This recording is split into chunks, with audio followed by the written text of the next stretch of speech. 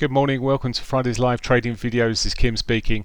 Started the day here, we'll come back to the hourlies here just to show you through the Asian session here. We've already had quite large surges up. The Euro's looking like it's taken another push here. These markets spent most of the week in tight ranges.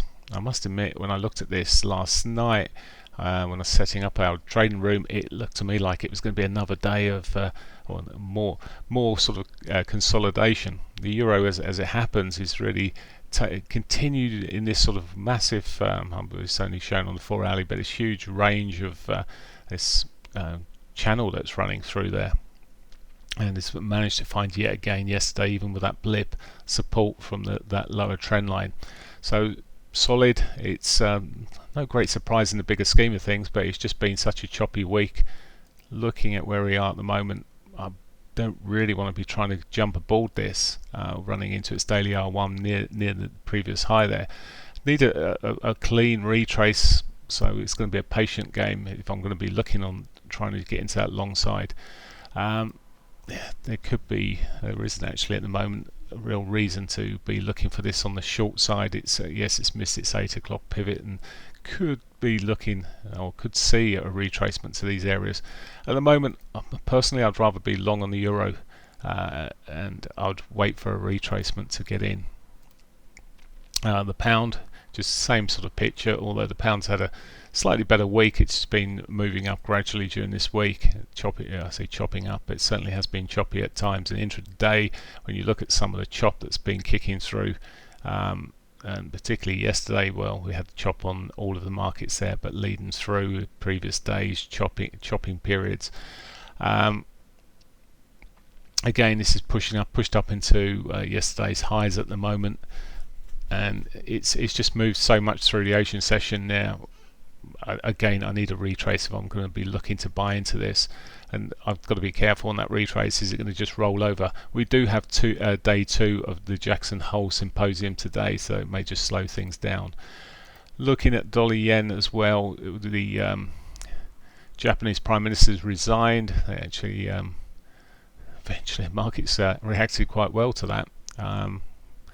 That'd be such a disappointment, being the Prime Minister and resigning, and all of a sudden you see your market actually rally. So the yen, the element of this getting stronger here against the US dollar. Nothing much more there to be done at the moment. As I say, I'm going to put this on pause for now, and if we see something setting up, which may be taking some time, methinks, I will switch it back on. Okay. So just back to looking at these markets again. Going to quickly skip through the markets. We're waiting. It's 11:38. Not had a trade this morning. We have seen a continuation on many of these markets. Just a bit the fact that it moved so much earlier on. I just stood aside waiting for any sort of retrace to get into them.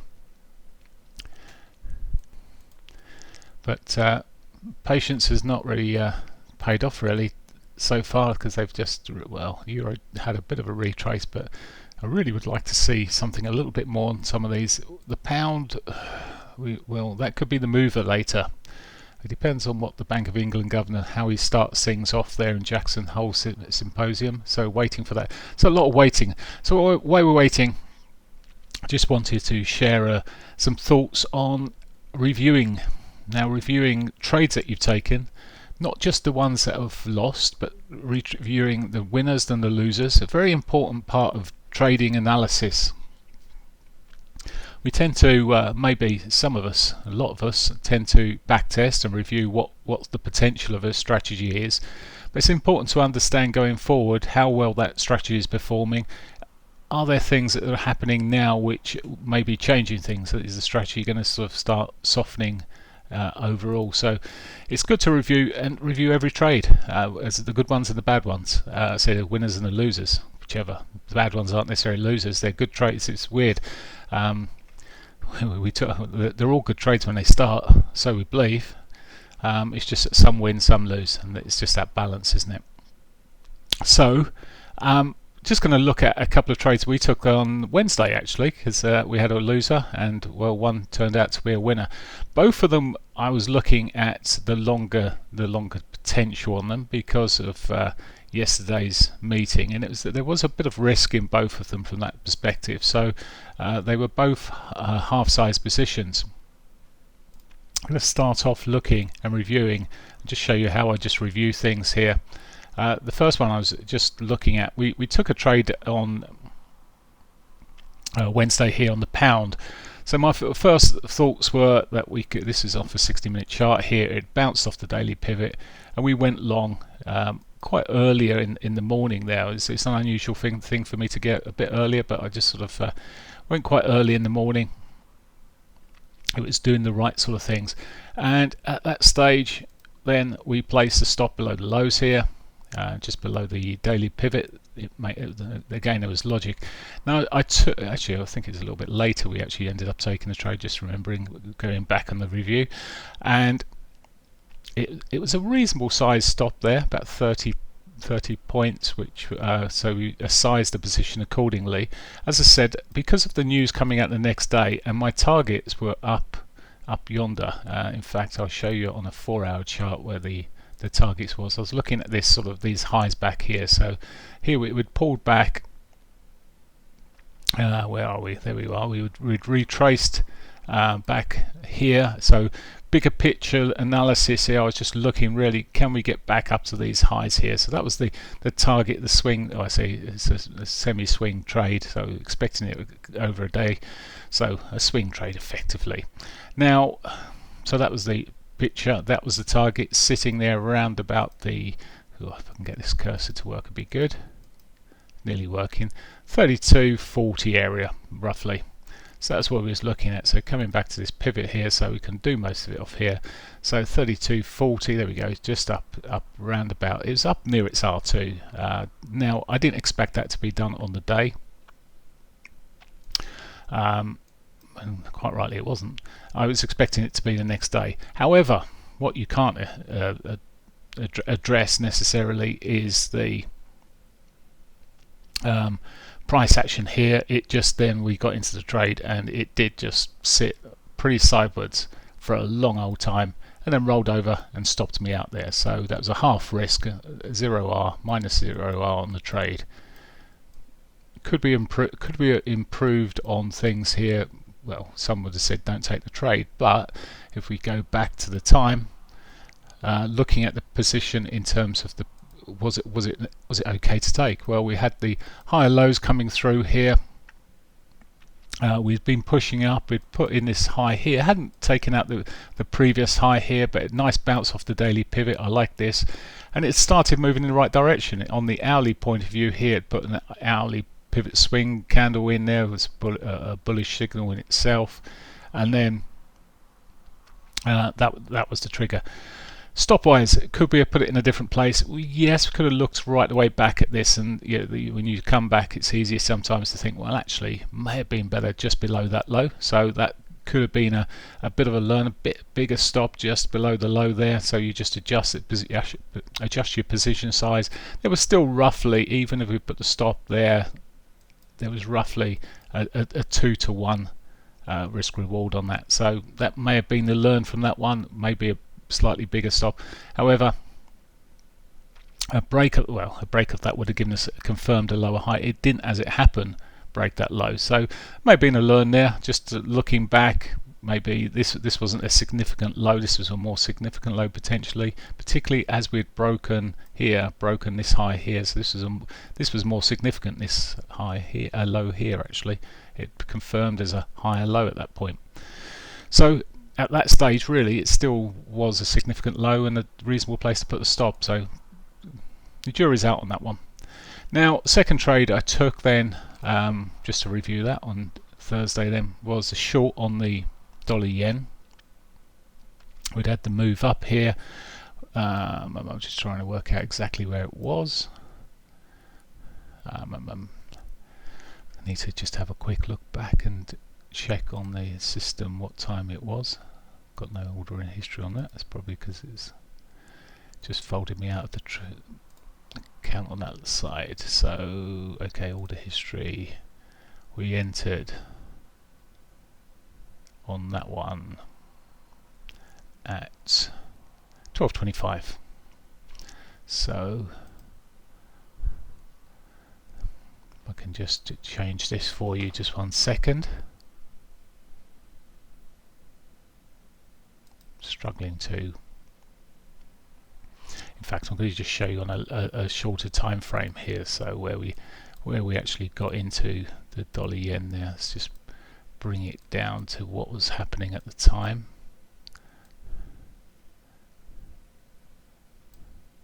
Right, that was the push up. Just to try and work out where we are.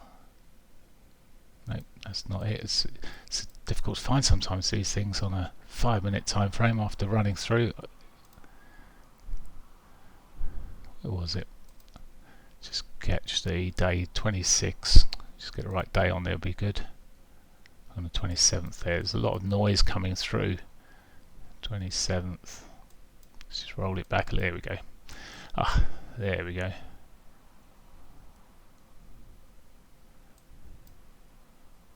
He says.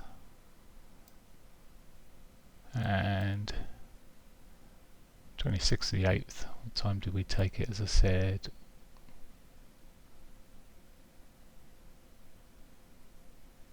Looking at the wrong market.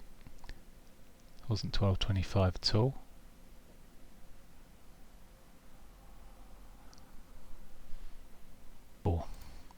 Beg pardon, it's 13.04 we took that trade, so dollar yen 13.04. Thought it was down here more so, but okay. It was just rolling back over here, 13.05. So just on this candle, it started breaking back down again there, but it did immediately start rolling right way, then pushed up there, but it didn't matter. Here I was looking. Going back to this time frame, it had pitched up. In fact, I thought it was a bit later than that. I'm still looking at that time, thinking, is that the right time on there? That wasn't that time at all. Let me just read 14.24. Got the right time now. I was looking at a different trade altogether on a different currency. It's just it was the same size position. 14.24. That's better. Aha, it made more sense because it's breaking the trend line here. I was just trying to work out why I'd got into. So 14.20, 14.50, 25. There you go. It just broken through here. That's it. So it was just on the verge, and it had just broken a trend line. So it's just a simplish trade here. It just breaking through this trend line, softening up. I put a softer. Put another high in here. I'll come back to the 60-minute chart. So it put this new high in here, but it was rolling over quite quickly. And here I'd been watching the yen. I actually traded the yen earlier part of the week. I'd taken a trade, I think it was, or was it the previous week? So it seemed like a long time ago, which eventually got stopped. It got taken out on the highs up here. But then eventually I was looking for the opportunities anyway. So again, it was a half-size position in this, taken in our trading room, as I said. And here, the targets, there were 2 targets I was looking for. I'm going to come out to a 4-hourly here. In fact, I need to really come out to the dailies here to see both targets. First target was the prior lows that were sitting around there. I was actually looking at 50.74 was the target, first target of the trade. And then the second target I was looking for, what really would have been the lows here. Although I was quite happy if I was come back yesterday and it was sinking as it is now, would have been to see if it held even further. But this was a case of, well, did you do the right thing, Kim? Because here, when it was running down here, it's okay. After the event, it looks, well, no, you're wrong doing that. What we did is I took the half target. Hopefully other people took the half target at the 15.74 area. So that got hit. I then moved the stop to break even on the other half of it. So it's effectively only a 0.5% risk in the whole trade anyway that we took. So a quarter of the trade was taken off at the first target. A quarter of the trade was moved then, as it was nearly 60 points up. The stop was moved to break even. So on the face of things, at that point, having seen the price action, and the price action was here, so we've got lower high confirmed here. We then pushed up here and then broken this low here, so we had another lower high. To me, the picture at that stage was very much the downside. Now, of course, there was a speaker, it's Jackson Hole Summit. I knew there was the potential of the discussions about interest rates being changed, inflation rates rather being averaged. We knew that may be priced in, and it could be that it reversed, and in this case it did actually reverse for a while, and it reversed quite a way up. So was the trade right? Well, personally, yes, because you never know what's going to happen here, because you never know this is going to push up. It hit the first target. It ended up with I think it was a 0.06 something reward on that trade.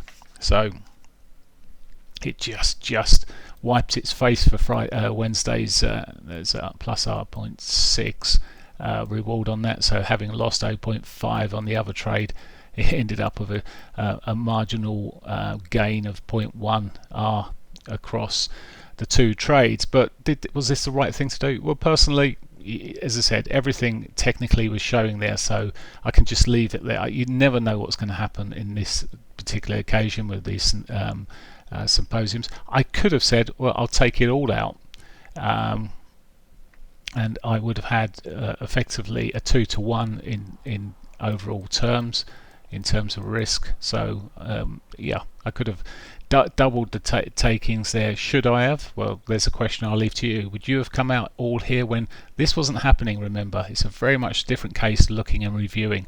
Reviewing's a good job to do, and I strongly recommend you review all the time. There you go. This is so we got in here, the market had been coming through. Let me just show you as it was coming through. And next morning it was 1 o'clock in the morning, chipping up a little bit, pulling back, and through the morning coming back down again a little bit there. So that's broken that trend. It was looking okay. I don't micromanage this type of thing. And then pushing down, and then 9 o'clock we had that spike in up into its 4 LER3 there, chopping around. In the whole scheme of things, this wasn't doing too much, and then it broke. And then you had this solid move down here. So on that solid move down, that's what hit our target at the, as I say, at 7.4, and then reversal. Now, personally, I wasn't sitting here. I had to go to the opticians. Would I change things? I was sitting here. Well, even on the retrace here, it could have just been profit taking. So for me, I was quite happy leaving things alone. So not sitting there watching it, but I guess if you were sitting here, well, you shouldn't really touch it, because the second, if you take out of these opportunities, and I suppose of this just being a little bit of bounce and then rolling over, it had effectively 60 pips when it was hitting down, or more than 60 pips when it was making the bottom here, down to our break, or back to our break even spot. So you've got to then ask, well, 60 points, that's a reasonable bit of volatility in the way the yen's been going. Yes, there's news and there's discussions and stuff going out, but in the grand scheme of things, coming back to the daily picture here, what was stopping it really at some stage just coming down to hit this area? Not a lot. It may have just bipped, and if you'd then taken, if we'd actually came out at this, it made a significant difference to our trading. If it had just come straight down, if we'd rushed and taken only half of it out, we're leaving opportunity behind. So it's that balance. Anyway, I'll leave you to answer your thoughts on that one and what you would have done. So that's part of reviewing. The other thing is to keep on reviewing the market. Review your trades, review the winners and the losers, like I've just done. I've just taken 2 that I took in the room on Wednesday. I keep on going back and reviewing trades like that because I think it's important. Particularly, as I say, you've backtested something, you start trading it, and it's important to carry on, go back, retest, trade your trades that you're doing live, as well as reviewing obviously the history. Things change at some stage. If you're using a particular strategy, it might not work so well for a while. When you go back and start reviewing the market, you think, well, actually the market's very, very choppy here, and so my trend following strategy just ain't going to be working when the market on the bigger time frames is choppy. So the next thing, as I say, is go back, review. We do it all the time in the trading room, is we go back to the market and just look at are things changing during the day? And it's important to be, I mean, there's nothing really changing here. This yen has been selling off. It's broken its channel there this morning and continued to roll over.